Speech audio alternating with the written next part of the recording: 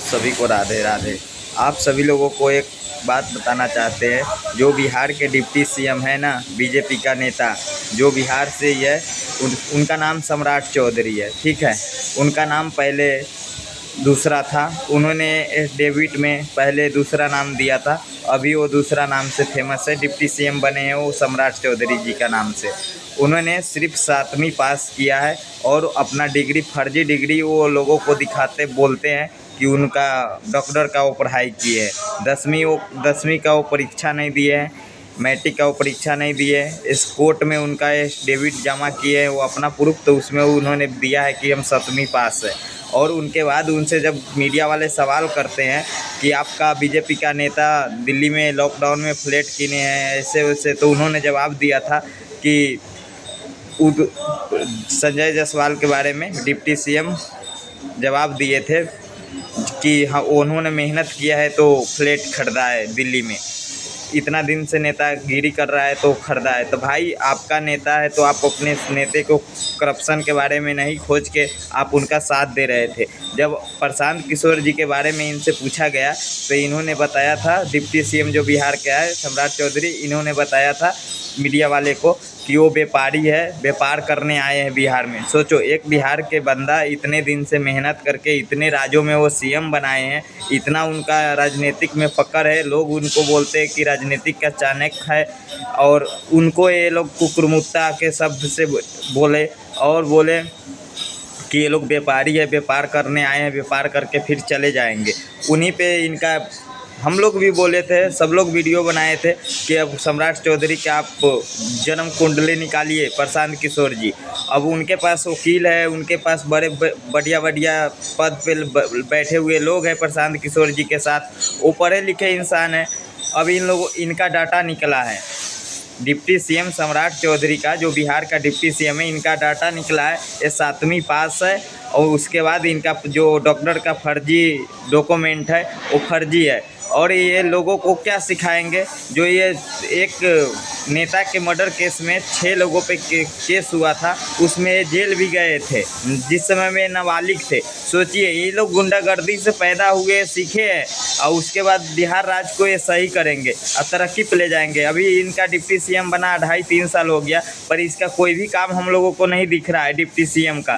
सिर्फ ये budget pass किए थे, उस समय में लग रहा था कि नहीं डिप्टी सीएम सही है, काम करेगा आगे। बजट पास होने के बाद दोबारा इसका कोई भी ऐसा मीडिया में बाइट नहीं आया कि इन्होंने कोई काम करवा रहे हैं चाहे नहीं।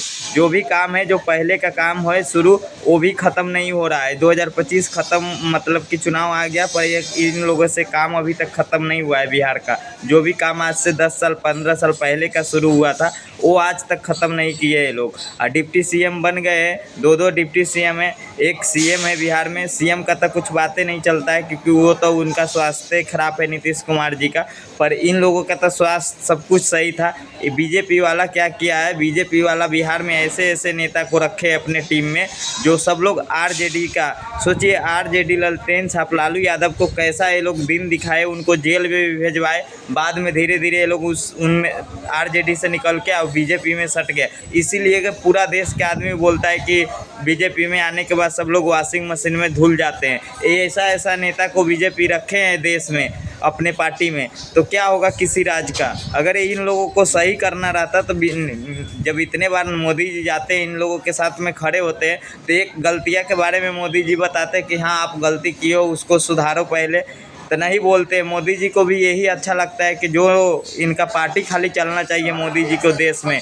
पूरा देश में सबसे बड़ा पार्टी बन गया, फिर भी इनको अभी काम के बारे में कुछ पता नहीं है चल रहा है कि जिस राज्य में करप्शन हो रहा है, जिस राज्य का स्वास्थ्य व्यवस्था नहीं सही है, जिस राज्य का स्वास्थ्य व्यवस्था नहीं सही है। अभी स्वास्थ्य को लेकर कितना वीडियो वायरल हो रहा था, पीएमसीएच में से, एसकेसीएम में से, सीएच में से, कितना हॉस्पिटल सरकारी बिहार के बेतिया के हॉस्पिटल से भी वीडियो वायरल हुआ था।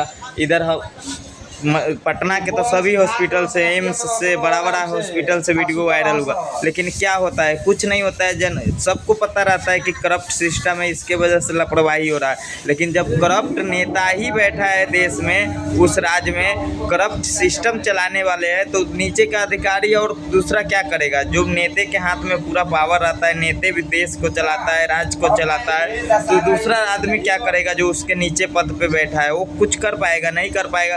जब डिप्टी सीएम करप्ट है, सीएम का स्वास्थ्य व्यवस्था खराब है, तो वो राज्य कैसे डेवलपमेंट होगा? वहाँ के लोग कैसे जागरूक होगा? वहाँ के लोग किससे सवाल पूछेगा? जो भी सवाल पूछता है उसको जेल में डाल देता है, उसके ऊपर प्रताड़ना करता है। क्या करें हम लोग? बताइए आप लोग कमेंट करके वीडियो में, इन लोगों के साथ क्या होना चाहिए। और बिहार के लोग भी जाति पाति में बटे हैं कितने वर्ष से, वो लोग भी नहीं समझते। वो लोग भी बोलते हैं कि जो है वो सही है, बीजेपी काम किया है, बीजेपी एक किया है। भाई जिस समय में काम करता है उस समय में नाम लिया जाता है, जब काम उन्होंने बंद कर दिया।